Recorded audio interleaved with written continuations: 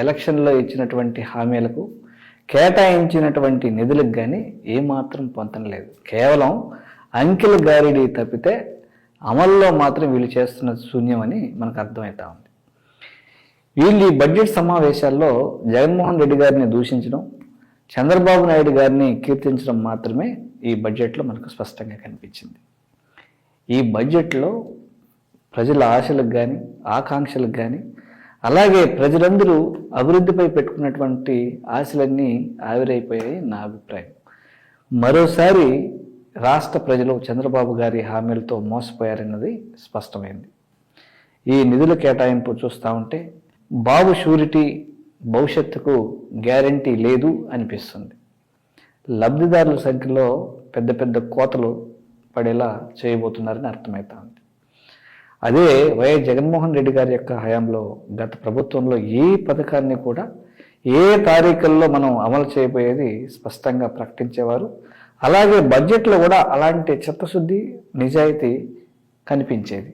కానీ ఈరోజు కూటమి ప్రభుత్వం పెట్టినటువంటి బడ్జెట్లో ఏమాత్రం చిత్తశుద్ధి లేదు.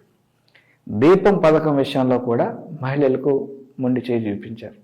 రాష్ట్రంలో 1.54 కోట్ల గ్యాస్ కనెక్షన్లు ఉంటే సంవత్సరానికి 4,115 కోట్లు ఖర్చు అవుతుంది. కానీ బడ్జెట్లో వీళ్ళు మాత్రం పెట్టింది 2,600 కోట్లు మాత్రమే కేటాయించారు. గతంలో వైఎస్ జగన్మోహన్ రెడ్డి గారు అమలు చేసినటువంటి పథకాలైనటువంటి చేయూత కానీ, వసతి దీవెన కానీ, ఆసరా కానీ, నేతన్న నేస్తం కానీ, కాపు నేస్తం కానీ, ఈబీసీ నేస్తం కానీ, వాహన మిత్ర కానీ, జగనన్న తోడు కానీ, పిల్లలకు ఇంగ్లీష్ మీడియం చదువులు చెప్పించేందుకు కానీ, నాడు నేడు కానీ, 0 వడ్డీ పంట రుణాలకు కానీ, ఉచిత పంటల బీమా కానీ ఇలాంటి ఏ పథకాన్ని కూడా వాళ్ళు అమలు చేసే పరిస్థితి లేదు, చేయట్లేదు.